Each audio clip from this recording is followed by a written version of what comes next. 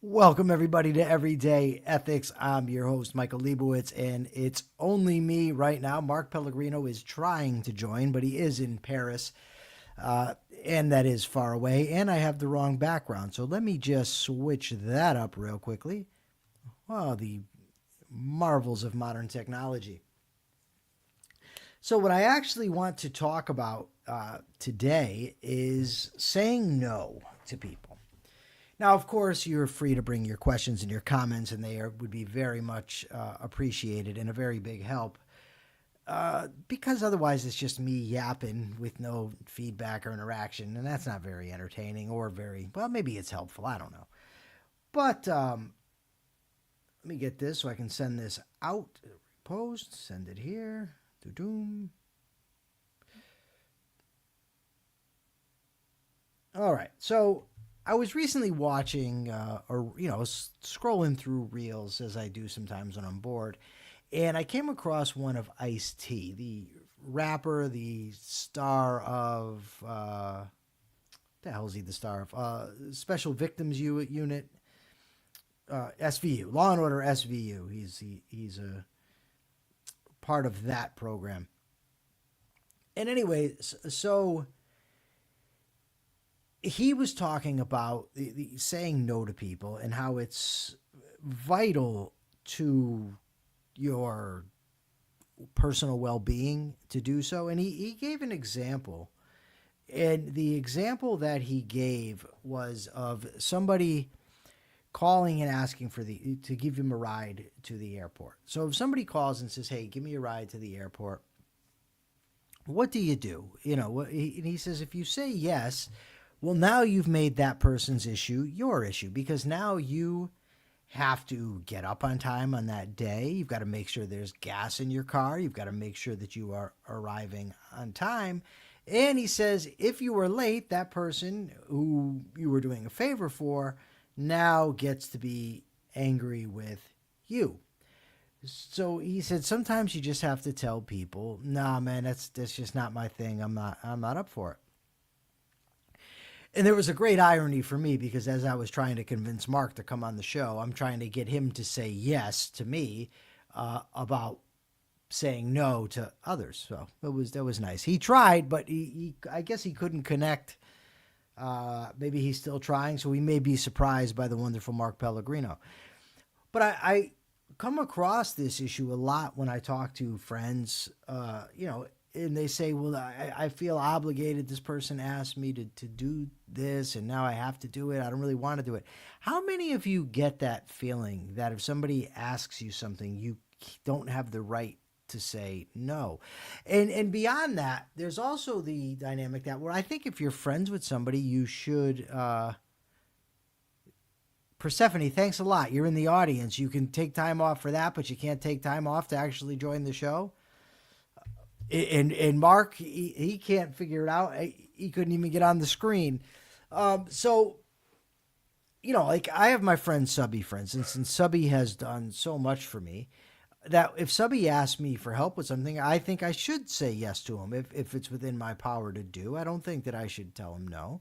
So I think there are times where saying no is probably inappropriate, but by and large, I think that we do need to learn to say it. Because I'll hear somebody say, for instance, oh, my mother asked me to go do, whatever, and I have to do it. I can't say no. Why not? Why can't you say no? Well, my mother's going to get mad. Well, that's her issue, right? If somebody doesn't respect your right to say no to them, then that person's not really a friend. They're not very understanding, and I don't see how you owe that person anything. Similarly, if somebody says, "Hey, can you watch my kids?" No, I can't do it. Oh, that's messed up. Why is it messed up? Why? Why do I have an obligation to watch your children, to go to the store for you, to do anything? And I'm not saying you should never do any of this. I'm just saying that you have a right to say no to people, and people don't have a right to be mad at you for saying no. And in fact, your own psychological well-being is incumbent upon saying no, because otherwise you're always hurrying. I got to do this for this one. I got to do that for that one. I have to run here, run there, do this, do that. Learn to say no. And there's also this there's a dynamic whereby people, once you tell them yes or you do something for them a few times, some people feel now entitled. They're entitled now to your time. They're entitled to your help. There was a guy in prison one time, I remember. I'm getting text from Mark's. Mark is going to try again. I'm going to tell him to use their Wi-Fi. So, anyways, there's this guy. We work third shift, and on third shift in prison, they used to give us sandwiches. And I didn't like the sandwiches. I didn't eat them. And I used to give them to this guy. And every night for a few months, I gave him my sandwich. Here, dude, here. I don't want it. Take it, take it. Now, it's still my sandwich. I can still do. There's no Wi-Fi in France, according to Mark. Okay. Anyway, that's what he said. Oh, he's here.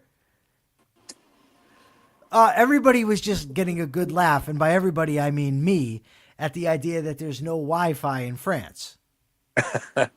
Well, there is in various buildings. It just doesn't happen to be in this particular laundromat. You have to go to the laundromat in France. Yes. Now, we do have a washer and dryer technically at the house. They have a machine that combines both the washing and the drying, but it tends to eat your clothes to shreds. Most people, if they have a washer in their house, they don't have a dryer and they tend to dry their clothes, air dry their clothes, Yeah. hang them up. But I like to come to the laundromat when I'm doing out my ghee and stuff because I can't let that stuff sit. It Oh, can't get all moldy and sweaty stuff. and nasty. Yeah. Yeah, Okay. so I want to finish this story. While I'm doing that, share, go to X. Oh, you if can't do that, huh? I'm afraid to get off Don't of it don't off do it. this on Don't my do it. phone. Don't touch anything. Don't touch anything. You share it afterwards, and that'll be great.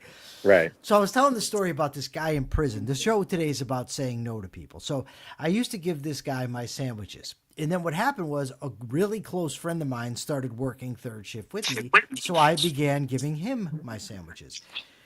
The guy I had been giving the sandwiches to became indignant. And I'm like, dude, hey, Danny, they're my sandwiches. I will give them to whomever the hell I please. You don't have a right to my sandwiches. But nonetheless, that's what happens. So if you get in the habit of giving somebody a ride somewhere, a lot of people will become entitled. Now, Yeah. Mark, I was telling them the irony of today I'm doing a show about saying no. Meanwhile, I'm trying to convince you to say yes to doing a show with me while you're walking around the streets of France. So, so maybe a bit hypocritical. But of course, you could have said no, and I would have been fine with that too. But you are probably one of the most successful people I know. I'm guessing that throughout your life, you have had to learn to say no to people. Yeah, Was that ever difficult for you to do? absolutely.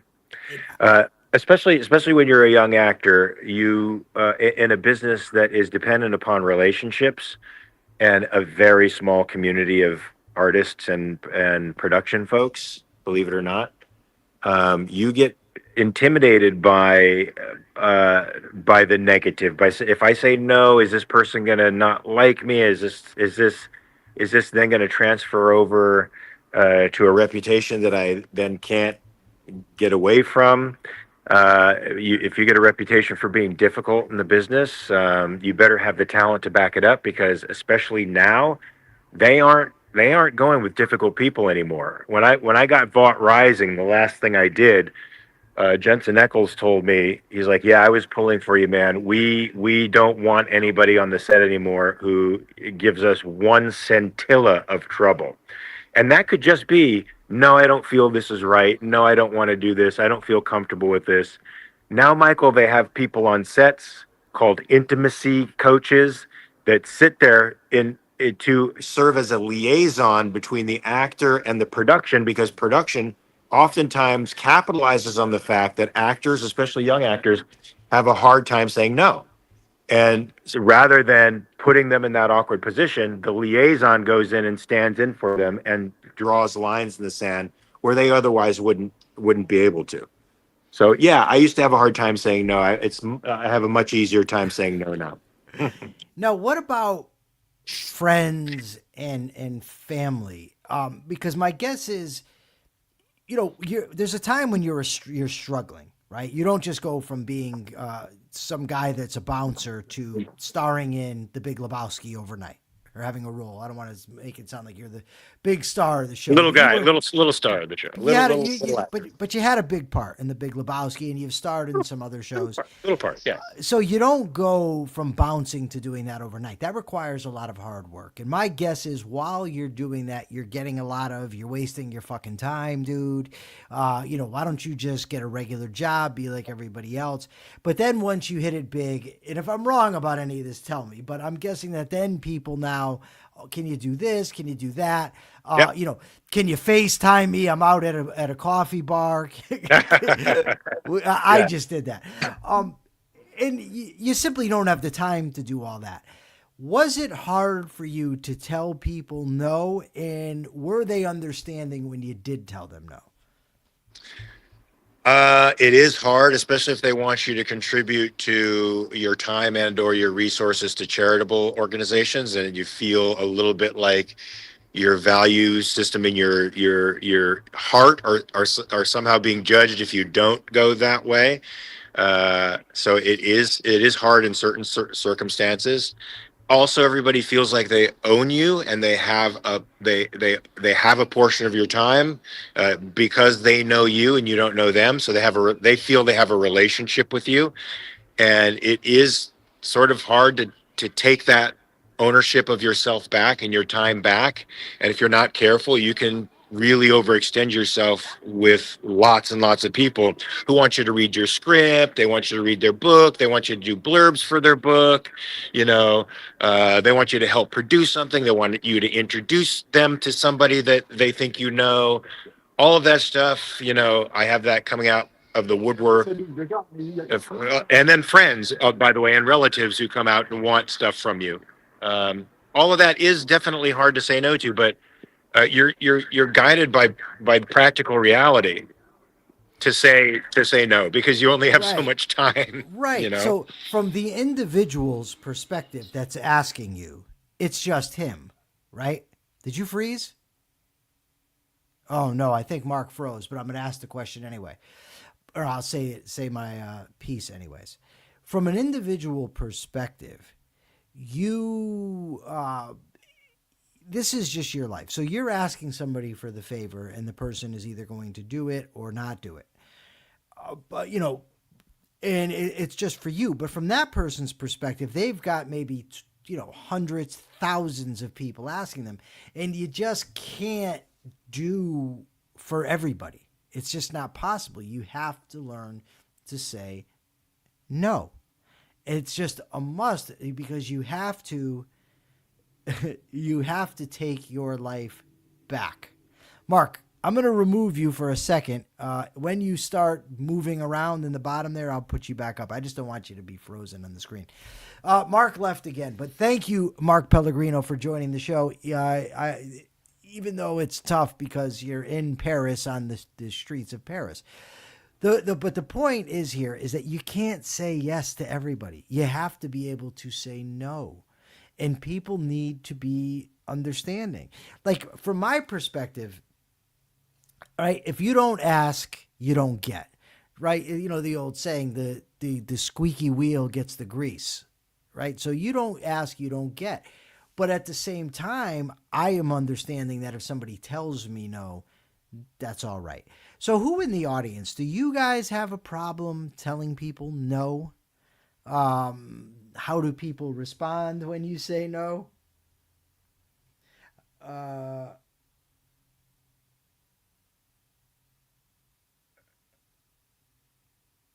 When people, Mark Pellegrino's back. The great Mark Pellegrino. Paris, baby, Paris. Hey, look, while I was in Austria, when we were on the road in Austria going from Wales to Vienna, no internet connection, baby. No fucking internet connection. It's supposed to be a first world country. No fucking internet connection. See, I'll tell you something, Mark. what I like about you and about our friendship is I know you don't have a problem saying no. And because I know you don't have a problem saying no, I don't have a problem asking because I don't mind hearing no. You know, if you Yeah, can't do it, you can't do it. That's cool. yeah, What I don't, what can happen is if I know that somebody has a problem saying no to me, and they don't really want to do things, I just will stop asking. I'll start basically mind reading. But then what happens is now that person might miss an opportunity because they won't say no. So I take it upon myself, and it might actually be something they want. They yeah. would like to do. So it's harmful in that way as well, is because people might just say, you know what, if you're not going to make that decision, I'll make it for you. Yeah, Does that, right? Have you ever for had that sure. experience with other people where you just won't ask anymore because I don't want some toady kiss ass or somebody who just, doing things for me that they don't want? I try not to put people in my life that are like that. I think everybody around me is pretty authentic, and they'll tell me straight up what they think and feel. And I think I've been around the block long enough to know when somebody's kissing my ass and not very authentic, and that doesn't really fly with me. So no, Yeah, I don't like I don't have a problem asking for help. I never, well, I shouldn't say never have, but I don't now.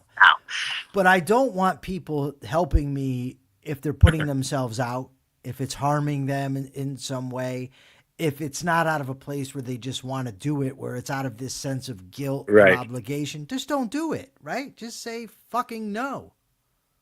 Yeah, and I tell you where I feel like I was able to establish this boundary best was in my relationship with my wife, because it's she's the most significant person in my life and the hardest person for me to say no to. And so when I do say no, it's truly establishing a boundary that uh, I think maybe before I met her would have been impossible for me, but as I started establishing a sense of self and what my own values and were, uh, it's not like you're comfortable all the time saying no. Sometimes you have to say no to people you really love and you'd like to help, but it's just not really in your wheelhouse, and that makes you uncomfortable, but you got to do it, and as I've built up a habit of saying no when it's uncomfortable to say no, because I know it's the right thing to do for me. That's important. I kind of want you to elaborate a little on that because there's people that tend to think when it's a significant other that that person, you're now one. You're no longer an individual. But how important is that, Mark? Just kind of elaborate on the principle that even when it's the woman that you love, your partner in life, it's still okay to say no at times because you still are individuals. It's vital that you say no from time to time because you're individuals. And popular culture pushes us in the direction that we're supposed to be one human being with one value set. We share quite a few values, but we don't share others. And um, and it, it, you have to establish that line with somebody that you love. That there's so far you will go in certain circumstances. Look, I would die for her. That's just a fact. I would. I'd try to save her life with my life if I could. But there are times when if she wants to impose on time that I think is important that I'm devoting to something else, I won't allow that to happen. And sometimes that makes for friction. And in which case I point out to her, you do it and you do it. It's a good thing that you do that. I don't disturb you when you work. You shouldn't disturb me when I work. I don't request things of you unless it's emergency when you're working, because I know how important that is to you. I want that kind of reciprocity. Yeah, you can't really have a relationship with another person unless you are a solid, grounded individual who's fully capable of setting your boundaries, and holds those boundaries, right? Not that they can't be stretched every once in a while in emergencies, but holds them. That's your integrity. That's yourself. And the other person learns to respect that over time when you establish them and hold it and stick to them. So you said that she has no problem telling you no either. What's that experience like for you? I'm used to it. I'm used to it. you know, and as I grow older and more mature, I tend to just roll with it because I expect the reciprocity in my direction when it's time for me to establish a boundary that I don't want her to cross. So uh, I expect her to stand up for herself, and I hope she expects me to stand up for myself. You know, for somebody who's famous, you treat everybody the same. And sometimes that's you're nice to them, sometimes you're mean to them when they deserve it. But what I mean is you'll interact with somebody on X that has 24 followers and you'll argue with them the same as you will with someone that's got 500,000 followers, right? Right.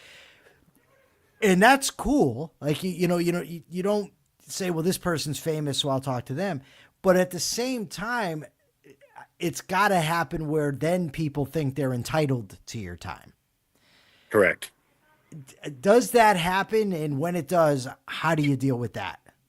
I just disconnect from it. It can happen. It happens with fans, especially if once you start getting closer relationships with fans, they can tend to think they have more of a claim on who you are. And if they're doing favors for you, you have to make it very clear that you're doing this of your own free will. It's a favor. I don't know that I can reciprocate in kind. You just need, you need to know that this is what you're doing for yourself.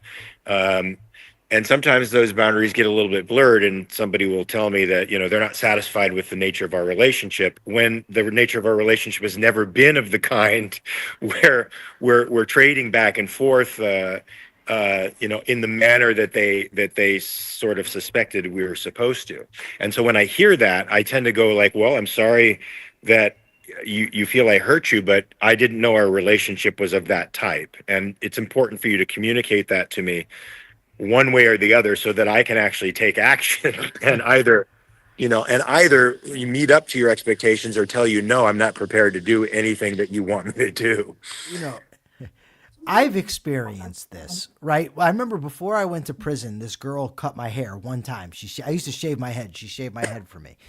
And when I was in prison, she sent me a letter that said, I miss those times when I used to cut your hair for you. And I'm thinking, you cut my hair once. So people, and that's not the only time that's happened to me. So I can imagine it must happen to you quite a bit. But there's also the dynamic that you said where somebody will do something for you that you haven't even asked for, and then they make it like, now you owe me. And what it reminds me of is, back in the day, you used to go to New York and those guys would come and squeegee your car. Right. And then they would ask you for money. Yeah. Right. And that's what those people seem like to me. Is that hard on you as well, to when those people do that, to tell them, okay, enough is enough, you got to go? Is that difficult for you? I mean, it is, but I just bite the bullet and do it anyway. I don't like hurting people's feelings. I mean, hurting people, I having grown up in an atmosphere with a narcissistic alcoholic dude who didn't care who he stomped on, I do really care about hurting people's feelings. So it bothers me to see them upset. And it bothers me to see that they don't feel like I kept up my end of whatever imaginary bargain they thought we had. But I bite the bullet and just tell the truth anyway. It's uncomfortable as fuck, because of where I came from. But that's what it's like to live by values and to know what principles you should be operating under. And when you do that, it doesn't mean that it eliminates fear or anxiety or the problems that you have with dealing with disappointment in others. Those things are still going to be there. I think those are always crosses that I'm going to have to bear. You eat through the discomfort and you do what the right thing anyway. That's just the way I've ended up. That's the kind of person that I want to be, and that's the kind of person that I aspire to be and do try to be every day. I was just at this, well, because I talked to you when I was there, this local coffee and bookshop. And I was talking to the manager, and she said that she had been on a podcast recently, and the podcast was about basically dealing with pressures, social pressures from others. And that's something that, we all deal with it. And the people will see, for instance, that I'm assertive, and they'll say to me, "Oh, but that comes natural to you." The fuck it does, right? It at the beginning, it was like banging my head against a cement wall. I didn't want to do that, but you just force yourself to do it. And I think that's a key, what you just said, and that's a big. It applies to ethics in general. There's going to be a lot of times when doing the right thing is hard. It feels hard to do, but you got to come outside your comfort zone and do it anyway. I'm just curious for you as an actor. Yes, I just said it as an actor. But as an actor, Mark, you can pretend a variety of emotions, a variety of dispositions, on command, basically. When you first started to be more assertive or learning to say no, was your skill as an actor helpful in that? This has really nothing to do with ethics. I'm just curious. It might have been. It might have been. As an actor, you're suggestible, and you give yourself a suggestion, and you just do it without really thinking about it. Once I decided that I had to be more assertive, and that was the case with acting meetings that I was in, where before I would just sort of go in there, prepare. I didn't want to talk to anybody. I didn't want to be social. I thought it interfered with my process. But it was, I'd get feedback like he's the best actor we've seen, and he's not getting the job. Well, because they thought my chemistry wouldn't work with everybody else because I just brought in a dark cloud with me, and then I realized that no, they're actually looking at me as somebody they want. Do they want to live with me for the next 2 months on a film, or do they want to live with me for the next 6 years on a series? So you better show them that you can, you're a human being, and that the work is there, but it's there when you're working, and it's not there when you're not working. And once I started to do that, it was a force, but it's natural now. I don't feel all and it's actually made me freer. It actually makes me feel better about work, because then I just fall into it without thinking about it too much and stressing too much over it. I just let it happen. But the assertiveness, yeah, the assertiveness. I went to cons deliberately to make myself more assertive. I went to cons as practice. It wasn't just money and meeting fans. It was partly like me trying to process a part of myself that I wanted to become better at. I wanted to become better at interactions with other people.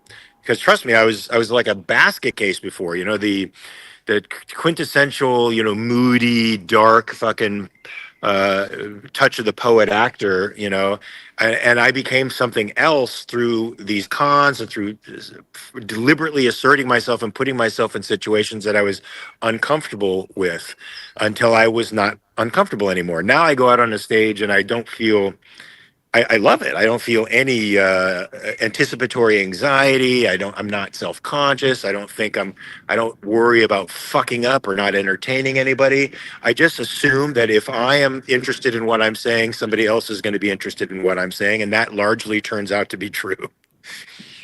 All right, Mark, we're just about out of time, man. Listen, dude, thank you so much for saying yes to me, for Right coming on. on here and doing this. Everybody, in about 15 minutes, Crime, Corrections, and Culture, right here on this very channel. Thank you, everybody. Thank you, Mark. We'll be back again tomorrow. I think Persephone's going to be back 2:30 p.m. Eastern time. Yay. Until then, be ethical. Mark, Love say it. goodbye to him. Peace, guys. Yeah, be ethical, man. Be a principled motherfucker. Yeah.